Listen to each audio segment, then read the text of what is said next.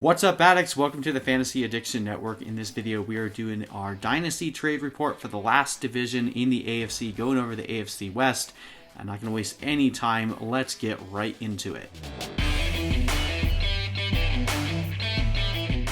All right, one of the more exciting divisions in the NFL, obviously bringing along with it the reigning Super Bowl champion, the Kansas City Chiefs, but we have a lot of interesting moves being made around them in order to try to keep up with the Chiefs. And we'll begin by looking at the Denver Broncos. Now, they have made like fantasy-like moves in trying to build this team.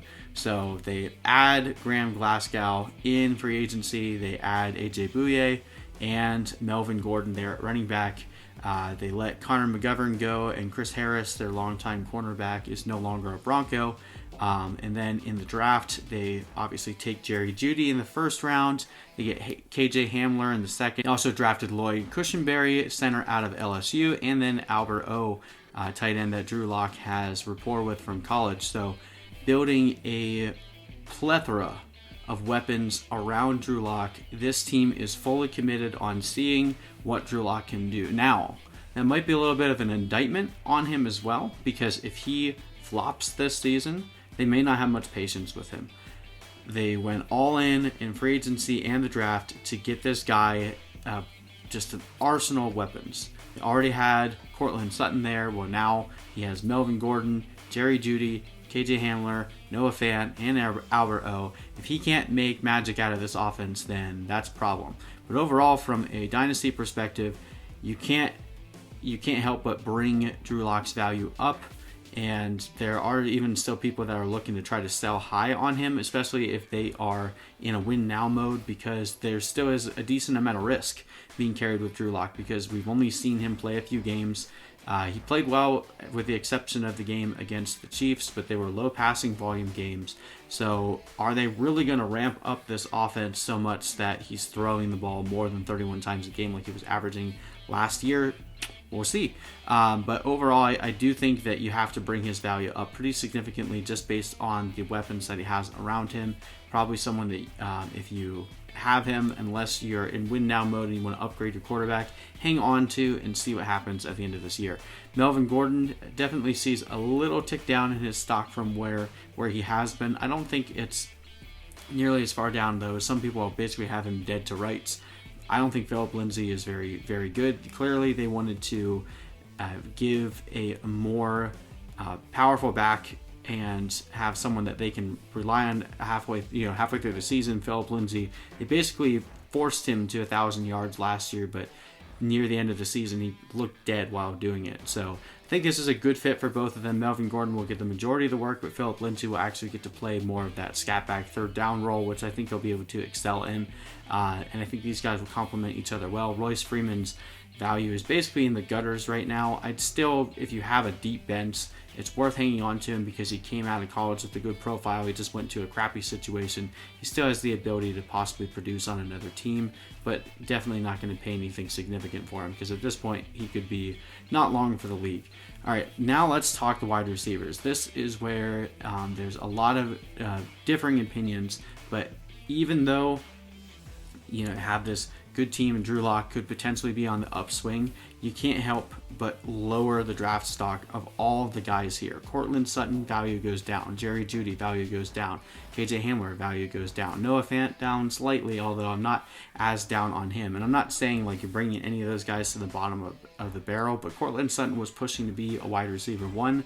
Now with Jerry Jeudy there, competing for targets in an already low passing volume team with a defensive-minded coach, I'm not nearly as high on Courtland Sutton or Jerry Jeudy as I would have been had they not been on the same team.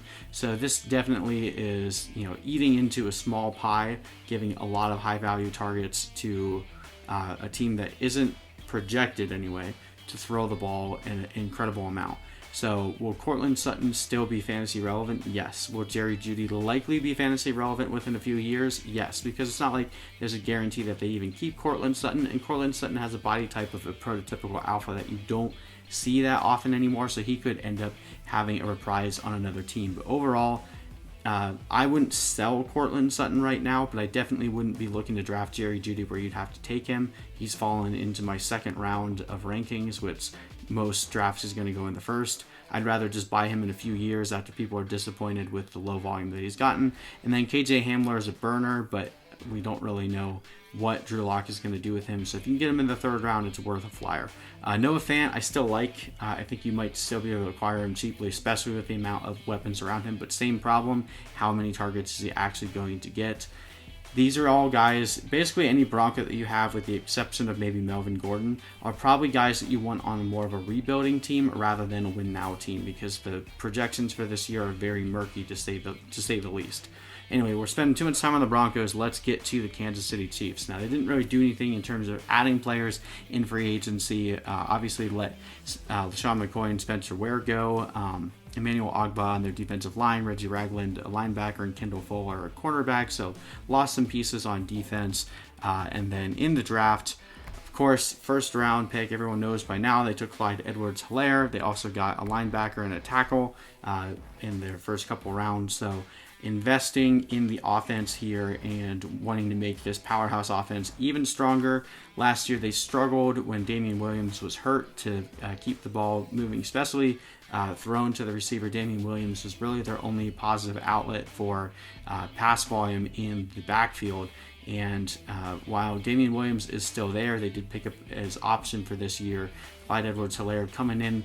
It's hard to imagine that you'd spend a first-round pick in a Super Bowl window if you weren't planning on using him heavily. And that's not even to say that he's going to get a mass amount of carries. He doesn't even need that, guys. Like, if you're playing in a PPR league, targets are worth almost 3 times as much in terms of fantasy points per touch than carries. So even if he only has 180 carries, if he's still getting a high volume of targets, Alvin Kamara was a top 5 running back in a year that he didn't get a high volume of carries, but the targets, especially if they're being leveraged near the red zone. Now, there is one concern last year with over 50 touchdowns that LSU scored, that Clyde Edwards only had 1 receiving touchdown, but I think that's a little bit more of an anomaly.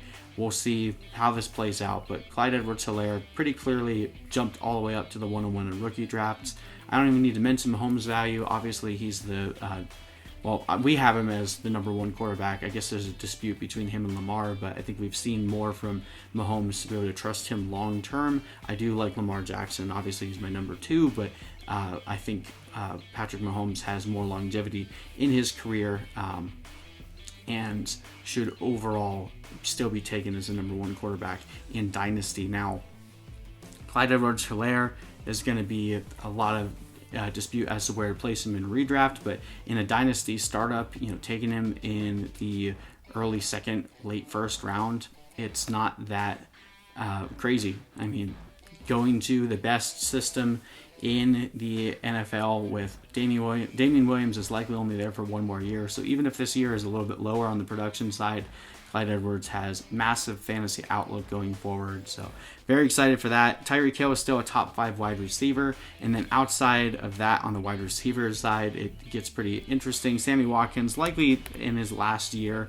here with the Chiefs. He was so inconsistent last year that he's really just if you have him, are you ever really comfortable starting him? I'd try to sell him if you could get, a second, third round pick next year, or maybe try to flip him for a guy like Paris Campbell if you can find an owner that's distraught over Michael Pittman signing there. So I would just try to get out on Watkins. And Mecole Hardman, you have to hold begrudgingly. This was supposed to be his year, and then Sammy Watkins and Demarcus Robinson come back. They get the whole gang back, so that means that Mecole is probably going to continue his 1 target a week rapport for a while, but hold him if you have him, or try to buy low at some point this year. It doesn't have to be now, but at some point it's going to be wheels up for Mecole Hardman. Tyreek Hill actually could become a cap casualty here within the next year or 2, which sounds shocking, and I don't think that will happen, but it's a possibility. And Sammy Watkins, Demarcus Robinson, most likely going to be gone pretty soon. Mecole Hardman could very soon be a very important piece of this offense, just not this year. Okay, and then Travis Kelce, obviously top 2 tight ends, getting a little bit up there in age, but tight ends typically have a little bit more longevity, especially, he missed a few years early on, so his career is just kind of lingering along. But if someone is willing to sell low on him because of his age, I don't really know any leagues that you're in that they're going to do that, but if you can convince someone to do that, definitely still be buying Travis Kelce. All right, let's look at the Las Vegas Raiders. Still hard to say that. So they made some interesting moves in the offseason. They acquired Nelson Aguilar, Corey Littleton, linebacker from the Rams, Marcus Mariota, and Jason Witten. Lost some pieces on defense. No one really that notable, at least nothing that impacts fantasy. And then in the draft, they do something very interesting and take Henry Ruggs with their first pick in the first round. And then they take Damon Arnett, a cornerback out of Ohio State, a bit of a reach there. They take Lynn Bowden, who was profiled as a receiver, even though he played quarterback, running back, and receiver in college. And they are committed to labeling him as a running back. They also immediately drafted Bryan Edwards right after Lynn Bowden. So this team now is similar to the Broncos in that you have a massive amount of weapons, and unless someone just completely flames out, it's going to be hard to divide a small pie up to all these people in order to have good fantasy relevance for everyone. So we'll start with the top, Derek Carr. I mean, they're kind of doing the same thing with Derek Carr as they are with Drew Lock. They're like, all right, here's all these weapons. If you can't do anything, you're out. Although Derek Carr has been around longer, so he might end up being like, those old cartoons where they have like the theater hook. I can't remember what it's called. You like yank him off the stage. That could very well happen to Derek Carr in the middle of the season if the Raiders aren't performing.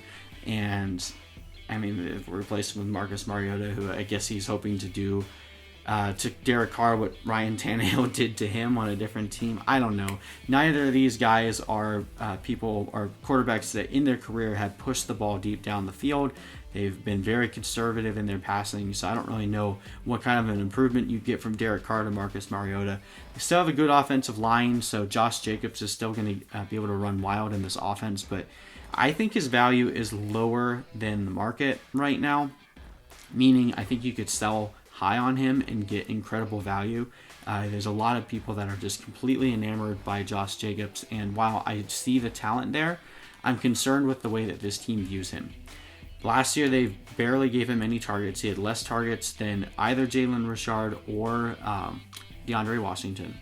And then DeAndre Washington leaves, but they signed Jalen Richard to an extension. And then they add Lynn Bowden and call him a running back.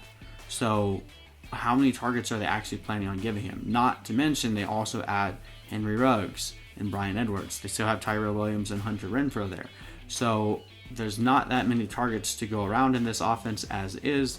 And with them spending a third-round pick on a running back in Lynn Bowden, it's hard to play to move the numbers and the projections around to be like, well, they're going to sit all these guys that they drafted on their bench so they can throw the ball to Josh Jacobs. Like they didn't do it all last year. It's all projections at this point, but I don't see the target volume going up for Josh Jacobs, and that's going to hinder him from breaching into that top tier, especially in PPR leagues. In standard, it doesn't matter as much, but in PPR leagues, those receiving touches are so valuable that it really does separate guys. I mean, there's a reason why Alvin Kamara is considered such a high value fantasy asset, because he's used so much in that passing game. If Josh Jacobs does not take a step forward and reach a higher echelon of targets in this offense, he's basically just going to be what we've seen from Leonard Fournette, which is just a low-end RB1, which is still good, but I think you can sell him for a high-end RB1 right now. So I'm reading the tea leaves. I would prefer a guy like Miles Sanders over Josh Jacobs. So if you could do that in a package deal, flip Jacobs for Miles Sanders, and even if you can get Miles Sanders plus, then that's a steal, because I have Miles Sanders ranked above Josh Jacobs. Speaking of rankings, if you guys need Dynasty rankings, click that link in the description. We give them away for free, so feel free to check those out. Also hit that subscribe button for us, really helps us. Anyway, let's keep going here for the receivers. Henry Ruggs, I don't think this is a good landing spot for him. Again, playing with 2 conservative quarterbacks. I think Henry Ruggs is a little bit miscast as a guy that can only, like a Marquise Brown type. I think he's more than that. He, is very athletic over the middle of the field as well. So he's going to be used. Obviously, spending a first-round pick on him, they're not just going to bench him. I'm just concerned, same thing with like Jerry Jeudy. There's so many mouths to feed in this offense. It's not going to hit right away, so it's not someone that I like to invest a high draft capital and rookie picks on. It's someone that you can probably trade for later. Bryan Edwards, I really like as a prospect as well. Wouldn't be surprised if Bryan Edwards ends up with more targets than Ruggs in year 1. Obviously, this is bad news for Tyrell Williams because Henry Ruggs is basically replacing his role, and then Hunter Renfrow basically just saw his value get cratered with the amount of targets in this offense now. Darren Waller, I think there's still like 2 divisions of people that either love him or hate him. I'm kind of down on him right now. We saw last year that they didn't want to continue feeding him once they had their stable wide receivers back. Foster Moreau is there. They gave him, I think they signed him to an extra extension. So there's a lot of guys in this offense who are going to demand targets. And Darren Waller last year was really only valuable when he was like one of 2 guys that they were throwing to. As soon as they actually had, Hunter Renfrow, as soon as Hunter Renfrow came back, Darren Waller basically disappeared. Well, Bryan Edwards and Henry Ruggs and Lynn Bowden are all better pass catchers than Hunter Renfrow is. So if Hunter Renfrow is able to make Darren Waller disappear, then I'm scared to see what these guys are going to do. So I would try to get out on Darren Waller right now, see what you can get him for, especially if you can flip him for a guy like Mike Gesicki. I would do that in a heartbeat. Okay, taking too much time, let's get to the Los Angeles Chargers and go over what happened here. So they acquire Brian Bulaga and Try Turner to shore up the offensive line a little bit, and then they acquire Chris Harris. That defensive backfield is going to be nasty if they can stay healthy. They also get Linval Joseph for the defensive line. Obviously lost Melvin Gordon. They lost Derek Watt, their fullback there, so that's interesting. Travis Benjamin's gone, and they also let Russell Okung go. And then in the draft, they pick up Justin Herbert in the first round. Grab Kenneth Murray, and then Joshua Kelly and Joe Reed. Joshua Kelly running back out at UCLA. Joe Reed a wide receiver. So I haven't been a big fan of Justin Herbert's, and I don't really know that this landing spot helps me at all. I wouldn't be surprised to see Tyrod Taylor play at least half of the year, if not. I think their hope is that they would let Justin Herbert sit the entire year, and I think that's good for him. Whenever you have a big-armed guy that struggles when it comes to decision-making, it's going to be really hard for that to translate in the NFL if he needs to immediately succeed. We've seen a lot of quarterbacks flame out over the course of the past, couple of decades, just based on how quickly we're throwing guys out there now. Being able to sit, behind for a year now. I don't really know how much of a mentor Tyrod Taylor will be, but just being able to pick up the game without having the pressure of needing to succeed immediately, I can imagine would only do wonders for a guy like Justin Herbert. So hopefully they can do that. Definitely is still going to be a asset in Superflex. I have him ranked a little bit lower than consensus. I have him going around some point in the early to mid second round in most drafts. Probably won't fall that far. A lot of people are taking him in the first. That's just not how I roll with quarterbacks that have. Basically, he could turn into a guy like Blaine Gabbert pretty easily. But I do like this team overall. I think their defense is going to be one of the stronger ones. So it's not like the quarterback is going to need to will his way to victory in a lot of these games. Playing in a tougher division does suck for them, but I could see a world where the Los Angeles Chargers surprise a lot of people and end up making a nice playoff run here. Austin Eckler, it's funny to me the amount of people that think his value went up after the draft. So he goes from Phillip Rivers to Tyrod Taylor, Justin Herbert. Phillip Rivers is notorious for dumping the ball in the screen game, dumping the ball in check down routes to the running back. And that was where, again, going back to that receiving volume for running backs, Austin Eckler made a ton of his money in the receiving game. Going to Justin Herbert, Tyrod Taylor, that's going to go not away completely, but it's definitely going to go down. And then they drafted Joshua Kelly, who is actually profiled as a really good 3-down back. He's not excellent in any one area, but he's great overall, and he could definitely take over that Melvin Gordon role. But without Phillip Rivers there, how many targets can you actually expect from Austin Eckler? He's not incredibly old, but definitely, getting up there in terms of running back age, where the age apex is around 24.5. He's already past that. I feel like his value is as high as it's going to be. I don't foresee it going any higher than this point. This season could be a down year compared to last year, and then he'll be going, on 26 by next year. We try not to project too much into the future, because obviously you need to win now as well. But just looking at the way that this landscape is shaping up for Austin Eckler, if you could get out now at his highest value, not selling him low, you can sell him high, sell him at value, I would do it. And thank me later. Keenan Allen, I think his value is down a bit. Again, losing Phillip Rivers, a guy that loves to force targets to his favorite guy. It's going to be a little bit rough for Keenan Allen to get acquainted with Taylor and Herbert, and he's not getting any younger either. I feel like Mike Williams is kind of a forgotten man. Definitely worth keeping. We don't really know how much longer Keenan Allen is going to be on this team. And if Justin Herbert ends up being really good, he does have that deep ball mentality and deep ball accuracy, which is Mike Williams' game. So Mike Williams could be in for some surprising upside in a bit. And then Hunter Henry is kind of another one of those whelp emojis. Maybe Justin Herbert will be a check down king. I know in Oregon he uses tight end a lot, but we'll see what this offense ends up leading to. I know they want to keep Hunter Henry, so if you have him, I wouldn't be looking to sell him, but I also wouldn't be trying very hard to buy him. He's kind of a just hold and see what happens in this offense. But anyway, that is our final trade report for the AFC. We're going to be getting into the NFC next, guys. And again, if you're looking for a consolidated list of all fantasy players, their values for Dynasty, you can get those at thefantasyaddictionnetwork.com for free. Just make an account there. Click that link in the description. And thank you guys so much for watching. We'll see you in the next video for the NFC.